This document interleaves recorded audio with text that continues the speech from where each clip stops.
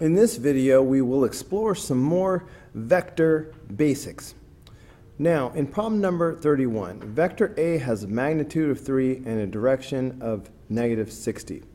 And we're going to sketch the vector on this type of graph that's designed for magnitude and direction. On a graph like this, each one of these angles that are marked is 15 degrees away from the previous angle. So each of these angles is 15 degrees. So if I'm going to go -60 degrees, that means I need to go clockwise. So this is 0 degrees, and then this would be -15 degrees, and this would be -30 degrees, and -45 degrees, and -60 degrees. Okay, so the vector will be here. Now the magnitude is 3, which means the length of the vector is 3. Now each one of these concentric circles is showing you the magnitude. So this would be magnitude 1, 2, and 3.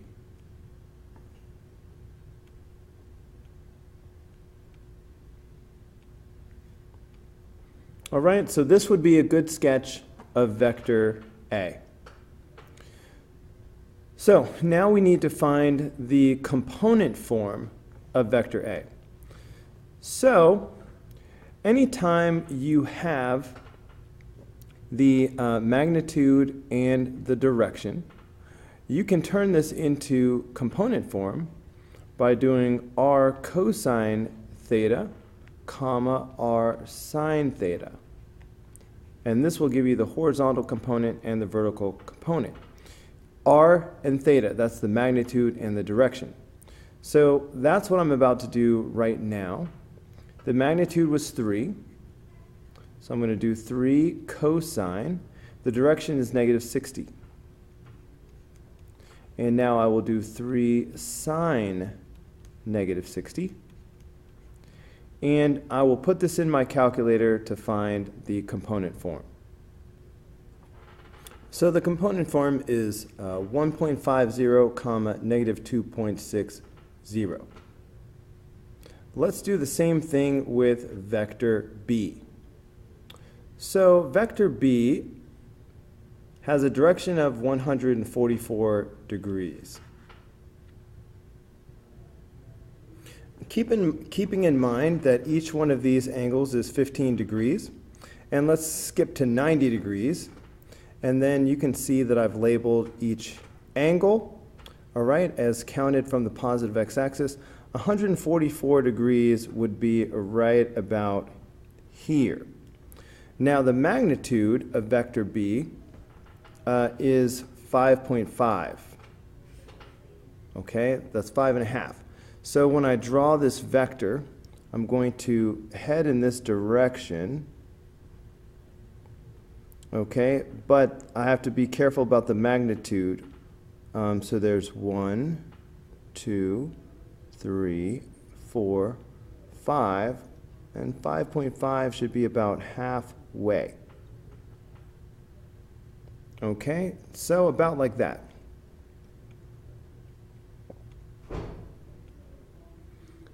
So that would be a good sketch for vector B.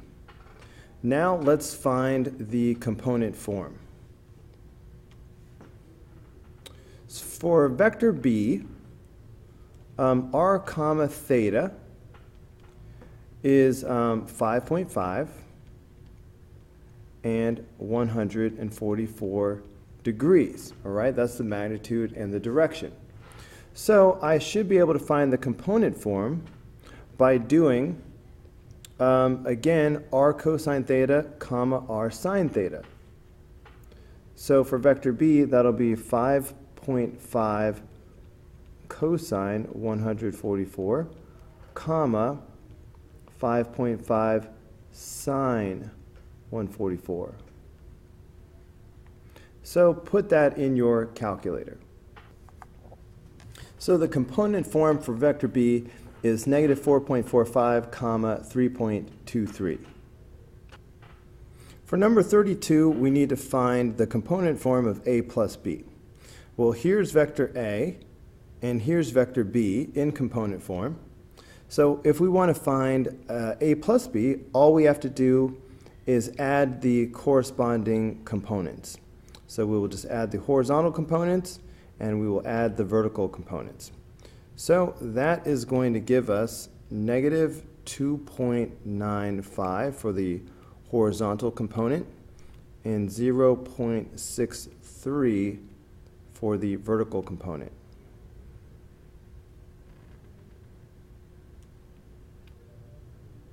For number 33, we need to find the magnitude of a plus b. So we will simply use the magnitude formula, which says take the square root of negative 2.95 squared plus 0.63 squared. And just put that in your calculator. So that's 3.02. Next, we need to find the direction of a plus b. Let's do a little sketch and see what's going on. First, let's figure out what quadrant we're in. A plus b is negative and then positive. So that's left and up. So that puts it in the second quadrant. So let's draw a diagram with a vector in the second quadrant. Let's go ahead and make a triangle out of this. It is left 2.95 and up 0.63. We can find the reference angle by using the tangent function. So the tangent of the reference angle is equal to 0.63 over 2.95. I'm ignoring the negative because I just want the positive value of r. So the reference angle will equal the inverse tangent of 0.63 over 2.95. Put that in your calculator. So that's 12.05 degrees. Now, the direction is the angle measured from the positive x-axis, which we call theta. So the direction is going to equal, well, it was on its way to being 180 degrees, but it had to stop short by a value of r. So it should be 180 degrees minus r. So minus 12.05.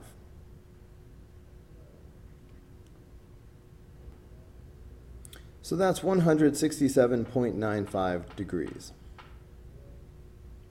For number 35, some of this you would really have to do on paper with a ruler and a protractor. So you're just going to have to take my word for part of this, because the length of this on your screen is going to depend on how much I zoom in and how big your screen is. But on paper, the magnitude of vector u would just be the length of this vector.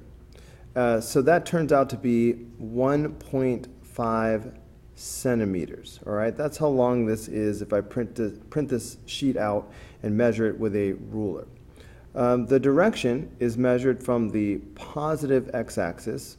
It's this angle right here, which turns out to be 45 degrees. So the direction is 45 degrees. For part C, we are to illustrate u plus v. So I've duplicated vector u and vector v. So now I just need to move them into the correct position. So when you're adding two vectors together, you should place them end to end, head to tail. So this is vector u and this is vector v. So the resultant vector u plus v will go from the initial point of the first vector to the terminal point of the second vector. Okay, so this will be my resultant vector shown here in green. And let me just go back and label everything. So this was vector v, and this was vector u,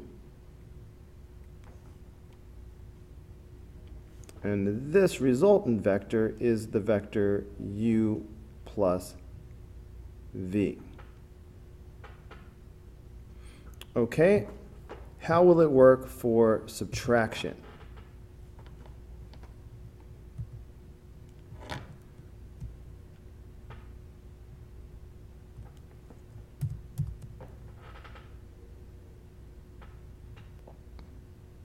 The easiest way to illustrate vector subtraction is to place the vectors tail to tail, like this.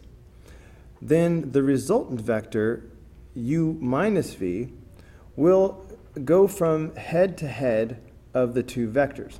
So it's just a matter of the direction. Should I go from u to v or from v to u? It turns out to be the opposite direction from the way it's written here.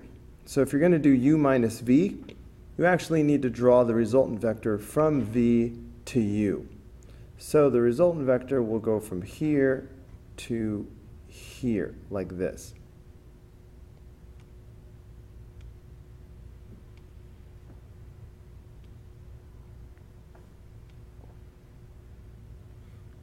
Okay, so again, this is vector u minus v, the resultant. And of course, this was vector u, and this was vector v. Always label everything. Number 36, write a combination of the following vectors that will give the resultant vector x. So notice how this string of vectors begins at the initial point of x and ends at the terminal point of x. So if I simply add up all of these vectors, that should make x the resultant vector. So what do I have? This first one appears to be vector A.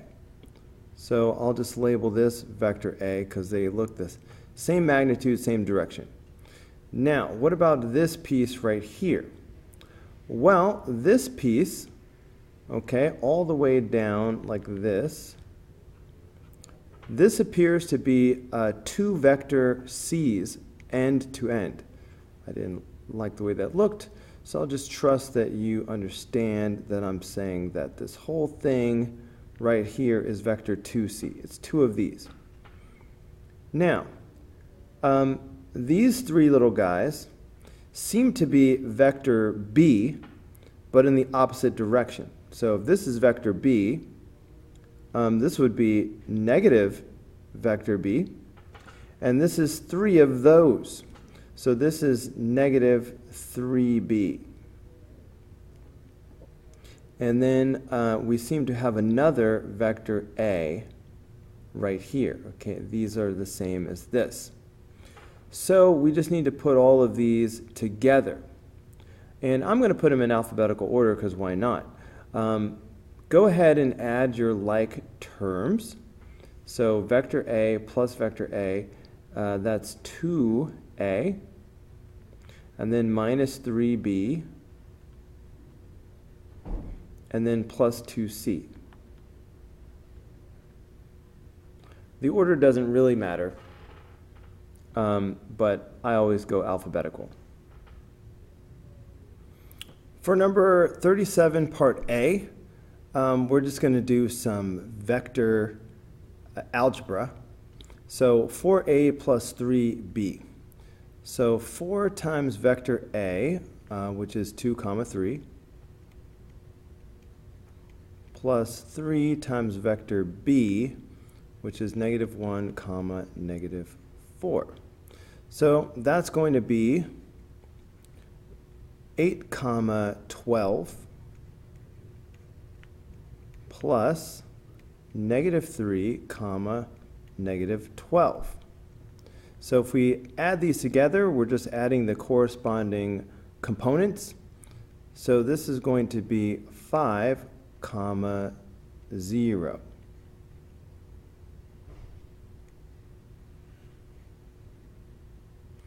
Okay, now for this one, we have 6 times vector b, which is -1 comma -4, minus 2 times vector c, which is -6 comma 5. So that's going to give us -6 comma -24 minus, and this will be -12 comma 10. So I have -6 minus -12 minus a negative. That's really -6 plus 12. So that's going to be +6. And here I have -24 minus 10. So that's going to be -34. So this is the answer to part B. Okay, now for part C, we need to find a vector in the same direction as vector B that has a magnitude of 9. Okay, so we need two things. We need the magnitude and the direction of the vector that we want. So we have the magnitude. I'm going to call it R. The magnitude is 9. Okay, now we need the direction. All right, we need theta. All right, now the direction of our vector should be the same as the direction of vector B. So let's find that off to the side. Let's find the direction of vector B. So whenever I'm finding the direction, I like to make a little diagram. Vector B is -1, -4. That's left 1 and down 4. Left and down puts us in the third quadrant. Okay, so let's draw a vector into the third quadrant. And let's make a little triangle out of it. Because it's left 1, I'll put a -1 here. Down 4, I'll put a -4 here. All right, we have the reference angle right here. We can find the reference angle using the tangent function, because tangent of R is opposite over adjacent. Okay, so that's going to be 4. I'm really ignoring the signs because I want the positive value of R, so I'm just doing 4 over 1. Now, the reference angle is going to equal the inverse tangent of 4. So go ahead and put that in your calculator. So that is 75.96 degrees. Now the direction that we actually need will be measured from the positive x-axis all the way around like this. All right, we call that angle theta, and hopefully you can see that angle theta is going to equal 180 plus the reference angle. All right, we went 180 degrees plus the reference angle, 75.96. So that will give us the direction that we need. So the direction is 255.96 degrees. Now, the way you go from magnitude and direction to component form is by using the formula r cosine theta, comma r sine theta. So now that we know the magnitude and direction of the vector that we want, we can do 9 cosine 255.96 and 9 sine 255.96. Put that in your calculator. So this would be the final answer to part C. All right, take a look at number 38. What is the terminal point of vector v if vector v is -3, -5, and the initial point is 8, 7? Okay, so remember, when we talk about a vector, this is the initial point,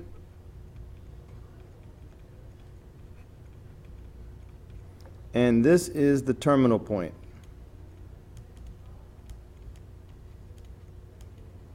All right, it's the beginning and the end of a vector. Notice that these are ordered pairs. All right, the vector itself tells you the horizontal change and the vertical change. It's sort of like the slope, horizontal and vertical. All right, the run and the rise. But the initial point is just a point, and I will call it x1, comma y1. Note the round parentheses. The terminal point, again, is just a point, and I will call it x2, comma y2. Round parentheses, not angular brackets like these. They're just points. A single point is not a vector. So keep this in mind as I do the problem. So we are told the component form of vector v. So the way you get component form, given your initial point, x1, y1, and then your terminal point, x2, comma y2, if you have those 2 points, then you will find the component form by doing x2 minus x1, comma y2 minus y1. All right, this is how you find component form. So we're given the answer, which is -3, comma -5. All right, so this calculation gives us this answer. But we have one more piece of information. We know that the initial point is 8, comma 7. So the initial point, so that means this is x1, comma y1, 8 and 7.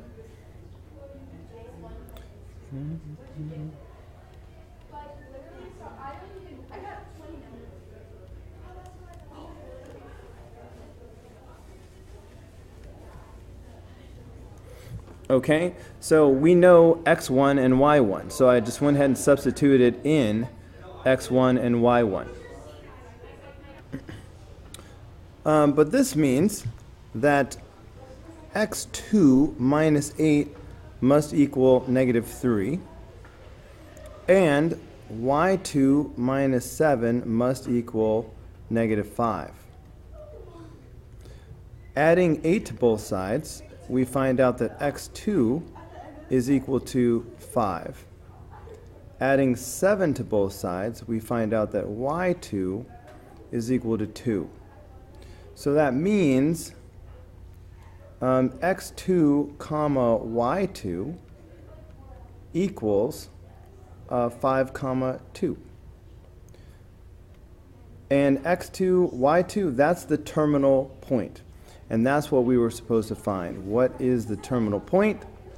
And the terminal point is 5, comma 2. Alright guys, that's going to do it for this video. Go ahead and click here in the red apple to watch the next video. Click in the green apple to subscribe, or click the yellow apple for the full playlist.